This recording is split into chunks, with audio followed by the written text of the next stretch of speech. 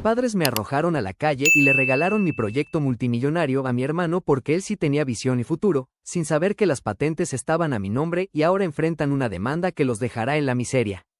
El día que mi propia madre arrojó mis pertenencias a la calle en bolsas de basura y me dijo que yo solo era un estorbo para el éxito de mi hermano, firmó la sentencia de ruina absoluta de toda mi familia. Durante los últimos 5 años, trabajó como un esclavo en el sótano de la casa de mis padres, desarrollando un sistema de software de automatización industrial que prometía revolucionar por completo el mercado logístico global. No tenía vida social, no salía de fiesta, no tenía novia y gastaba cada centavo de mi cuerpo en pagar los servidores remotos y las licencias de código necesarias para seguir programando noche tras noche. El sótano donde me tenían era un lugar frío, húmedo y oscuro, lleno de cajas viejas y tuberías ruidosas. A mis padres ni siquiera les importaba si tenía buena iluminación o si pasaba frío en el invierno, porque para ellos, cualquier espacio que yo ocupara en la planta alta era un desperdicio que le restaba comodidad a su hijo consentido. Mis padres siempre me vieron como un vago flojo que perdía el tiempo frente a la computadora, mientras que a mi hermano mayor, Julián, lo adoraban como a un dios solo por tener un título universitario costoso en administración que ellos mismos le pagaron endeudándose hasta el cuello. Las burlas en esa casa eran una constante diaria que destruía mi autoestima. Julián solía bajar al sótano acompañado de sus amigos de la universidad, solo para apuntarme con el dedo y reírse de mí en mi propia cara. Me llamaba el esclavo de la tecnología, el bicho raro de la familia y les aseguraba a sus amigos, entre carcajadas, que mi destino final sería terminar limpiando pantallas o reparando impresoras viejas en alguna oficina de mala muerte por un sueldo miserable. Mis padres no solo permitían estas humillaciones, sino que participaban activamente en ellas. En las cenas familiares, si yo intentaba opinar sobre algún tema, mi padre me callaba de golpe diciendo que guardara silencio, porque los adultos con estudios reales estaban hablando de negocios de verdad. Mi madre siempre me recordaba que yo era una carga financiera y una vergüenza social frente a sus amigas, a quienes les mentía diciendo que yo estaba estudiando algo importante en lugar de admitir que pasaba el día programando. La traición más dolorosa de mi vida se cocinó a mis espaldas cuando finalmente logré terminar el prototipo funcional del software y capté la atención de un grupo de inversionistas extranjeros de capital de riesgo, quienes estaban dispuestos a inyectar $3 millones para lanzar la empresa directamente al mercado internacional. Cometí el grave error de celebrar la noticia en la cena familiar de un viernes por la noche, mostrando emocionado los documentos impresos de la propuesta de inversión sobre la mesa del comedor, pensando tontamente que mi familia se sentiría orgullosa de mi logro después de tantos años de desprecio. Julián miró los papeles con una envidia silenciosa que le desfiguró el rostro, mientras mis padres intercambiaban miradas cómplices que en ese momento no supe descifrar. 2 días después, un domingo por la tarde, cuando regresé a la casa tras una larga reunión técnica con mis asesores, encontré las cerraduras de la puerta principal completamente cambiadas y mis maletas de ropa tiradas sobre el pasto del jardín trasero. Mi padre me esperaba en la entrada junto a Julián, quien sosteniendo mi computadora de escritorio principal en sus manos con una sonrisa de victoria asquerosa y cínica, me notificó que me quedaba formalmente expulsado de la casa. Me aclaró que mi proyecto ya no me pertenecía, argumentando que Julián ya había presentado el software esa misma mañana ante una notaría local como una creación propia de la nueva empresa familiar que ellos 3 acababan de registrar legalmente a mis espaldas. Julián se acercó a mí y me siseó al oído que las grandes ideas no le pertenecen a los simios que saben teclear, sino a las mentes brillantes que saben venderlas en el mundo real, y que yo era demasiado estúpido como para notar cómo me robaban el acceso a mis propios discos duros locales. Cuando intenté reclamar con desesperación, con lágrimas en los ojos y la voz rota por el robo descarado de mi esfuerzo, mi madre salió por la puerta principal y pronunció las palabras exactas que destruyeron cualquier rastro de afecto o piedad que yo pudiera sentir por ellos en el futuro. Me gritó con desprecio que dejara de ser tan egoísta y envidioso, repitiendo el maldito discurso de que al final del día somos familia y que la familia debe entender su rol en el éxito común de todos. Me dijo textualmente que yo solo era un técnico resentido, un tipo raro y sin carisma que arruinaría las negociaciones con los inversionistas multimillonarios si me dejaban hablar, mientras que Julián era el que verdaderamente tenía la visión empresarial, la presencia ejecutiva y el futuro brillante para ser la cara de la compañía y dirigir el imperio familiar que yo solo había picado en un teclado. Julián dio un paso al frente, se acomodó el reloj de lujo que mi padre le había regalado con sus últimos ahorros y me dijo en tono de burla que debía estar agradecido de que mi trabajo sirviera para que mi hermano mayor se convirtiera en el millonario que siempre estuvo destinado a ser, ordenándole a la seguridad privada de la colonia que me sacaran a la fuerza de la propiedad. Lo que mi familia ignoraba por completo en medio de su delirio de grandeza, avaricia e ignorancia técnica, es que yo no era ningún estúpido y conocía perfectamente la naturaleza traicionera de mi hermano. 6 meses antes de mostrarles el proyecto en la mesa, y previendo la envidia histórica que siempre le habían tenido a mis capacidades intelectuales, acudí de manera completamente confidencial ante el Instituto Nacional de la Propiedad Industrial y el Registro Internacional de Patentes. Registré cada línea de código, la arquitectura del software, los algoritmos de encriptación y el diseño de la interfaz de usuario bajo patentes de mi exclusiva propiedad intelectual.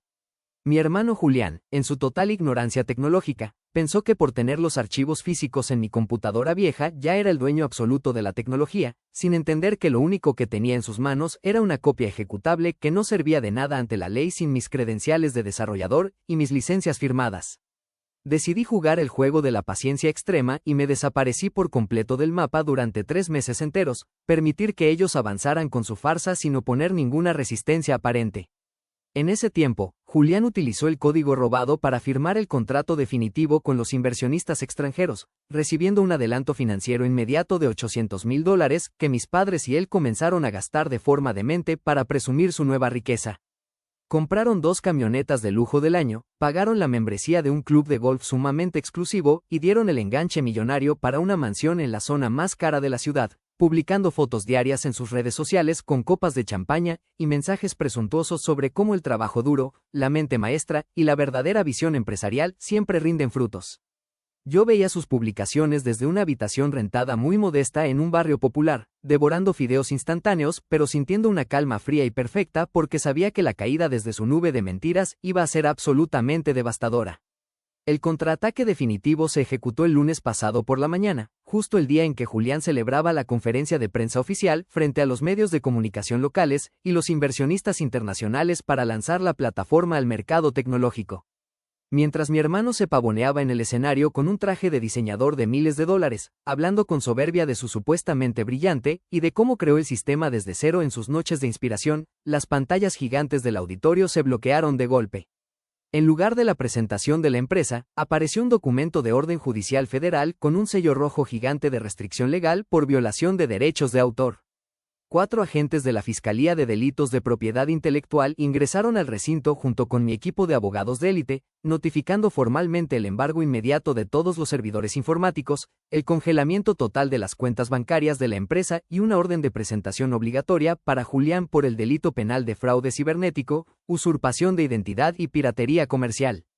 El rostro de mi hermano pasó del orgullo al pánico absoluto en un segundo, quedándose completamente mudo y sudando frío frente a las cámaras de televisión en vivo, mientras los inversionistas extranjeros le exigían explicaciones a gritos al darse cuenta de que los habían engañado con tecnología robada que no les pertenecía. Mis abogados proyectaron en la pantalla principal del auditorio los títulos de propiedad originales de las patentes con mi nombre completo y mi firma digital, demostrando que la empresa de mi familia no poseía absolutamente ningún derecho legal sobre el software que acababan de vender. El contrato de inversión de $3 millones se canceló en ese mismo instante, activando una cláusula penal de emergencia por fraude que otorgaba un plazo máximo de 72 horas para devolver los $800,000 completos del adelanto o enfrentar una orden de arresto inmediato con una pena de hasta 12 años de prisión efectiva. Como era de esperarse, el dinero ya se lo habían gastado en lujos y el plazo venció sin que pudieran devolver un solo centavo, desatando una ola de pánico y desesperación absoluta que arrastró a toda la familia hacia el abismo. Ayer por la tarde, mi madre me localizó a través del teléfono de mi nueva oficina corporativa y me llamó llorando de forma histérica, con una voz rota y suplicante que ya no tenía nada de la soberbia con la que me arrojó a la calle en bolsas de basura. Me suplicó de rodillas que retirara la demanda legal de inmediato, confesando que el banco les iba a quitar la casa familiar de toda la vida porque mi padre la había firmado como garantía para los gastos de Julián, y que su hijo dorado acababa de ser ingresado a una celda del penal estatal, sufriendo ataques de pánico porque no soportaba la dura realidad del sistema judicial. Me repitió el viejo y gastado cuento de que somos familia y que la sangre debe perdonar por encima de cualquier negocio o dinero, asegurando falsamente que ellos siempre me amaron y que todo había sido un plan estratégico para incluirme después como socio minoritario una vez que la empresa tuviera éxito y estuviera consolidada. La llamada no terminó ahí, porque a los pocos minutos mi padre tomó el teléfono y comenzó a rogarme con una humillación que jamás creí ver en un hombre tan soberbio. Su voz temblaba por completo, tragándose el orgullo palmo a palmo mientras me decía que recordara los sacrificios que hicieron por mí cuando era niño, rogándome que tuviera compasión por el apellido de la familia y que no permitiera que su linaje terminara destruido en las páginas de los periódicos locales. Me ofreció firmar un documento donde me cedían el control absoluto de cualquier propiedad restante, prometiendo que Julián me pediría perdón de rodillas en una plaza pública si era necesario, con tal de que yo detuviera la maquinaria legal que los estaba aplastando. Lloraba como un niño asustado, repitiendo que estaban viejos, que se quedarían en la calle y que la culpa de todo la tenía Julián por haberlos deslumbrado con falsas promesas de grandeza. Escuchar a los dos arquitectos de mis peores traumas familiares suplicando clemencia desde el mismo teléfono, fue la prueba definitiva de que la justicia tarda pero llega con un peso demoledor. Le respondí con una tranquilidad absoluta que me llenó el alma de una paz indescriptible después de tantos años de sufrir su desprecio. Le aclaré con voz firme que cuando ellos entraron a mi sótano, me robaron mi computadora y me dejaron en la calle como a un perro. Ellos mismos decidieron que la familia no existía si había dinero de por medio. Le recordó a mi padre cada una de las cenas donde me obligó a callar, y le recordé a mi madre las bolsas de basura en las que tiró mi ropa al jardín. Le sugerí de forma irónica que utilizara la gran visión empresarial, el carisma y el futuro brillante de su hijo consentido para diseñar una estrategia genial que lo sacara de la cárcel y les pagara la renta del pequeño departamento al que tendrán que mudarse cuando las autoridades completen el desalojo definitivo de su casa la próxima semana. Colgué el teléfono sin escuchar sus gritos y sus nuevos llantos, bloqueando sus números de manera permanente. Sin embargo, la locura y la desesperación de mis padres no terminó ahí.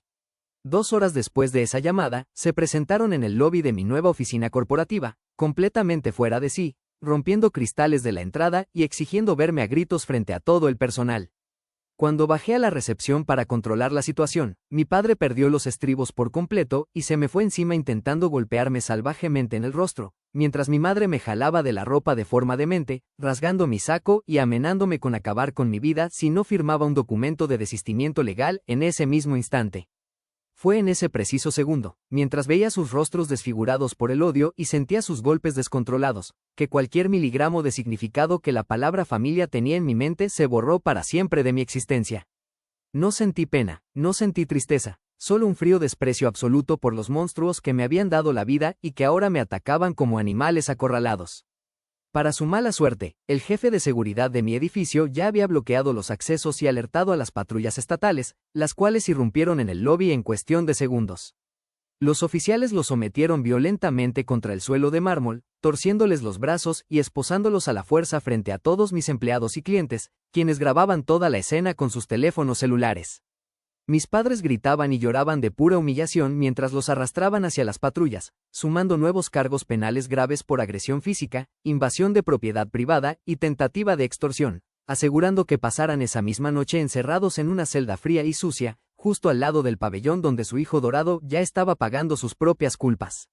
Después de ese vergonzoso espectáculo, regresé a mi oficina con total tranquilidad, firmé el contrato definitivo con los mismos inversionistas extranjeros, quienes hoy son mis socios comerciales en mi propia corporación legítima, la cual ya está valuada en millones de dólares mientras los traidores se hunden para siempre en la vergüenza, la demanda legal y la miseria de su propia arrogancia. ¿Y a ustedes, les ha pasado algo similar? Déjenme su historia en los comentarios.